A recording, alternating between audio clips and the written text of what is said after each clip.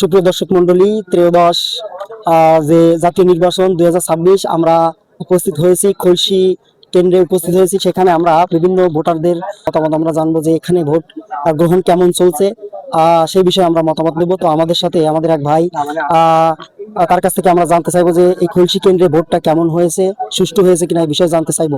তো ভাই, আপনি তো একজন সাধারণ ভোটার, তাই নাকি? জি জি যে আপনি কি ভোট দিয়েছেন? জি দিয়েছি। তো এই কেন্দ্রে ভোট কেমন হচ্ছে?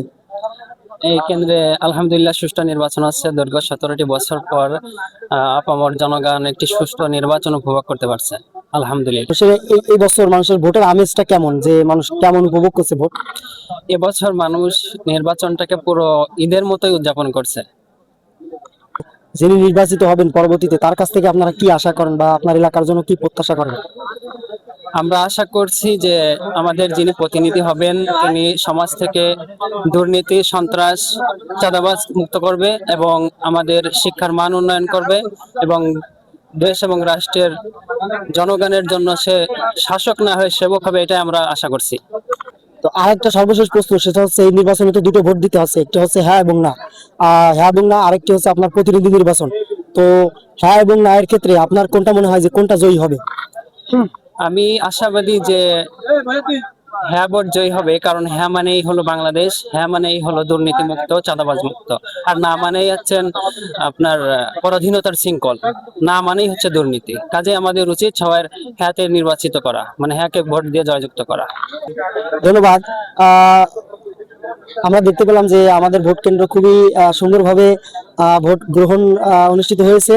তো আমরা আরো বিভিন্ন মানুষের মতামত নেব, তাদের মতামত জানতে চাইবো। ধন্যবাদ আপনাকে। ধন্যবাদ। আপনি কি আপনার আমাদের দর্শকদের উদ্দেশ্যে কিছু বলবেন? দর্শকদের উদ্দেশ্যে একটাই কথা, যে আমার ভোট আমি দেব, যাকে খুশি তাকে দেব না। আমার ভোট আমি দেব, ন্যায় এবং ইনসাফের পক্ষে দেব, এটাই আমার দর্শকের উদ্দেশ্যে কথা।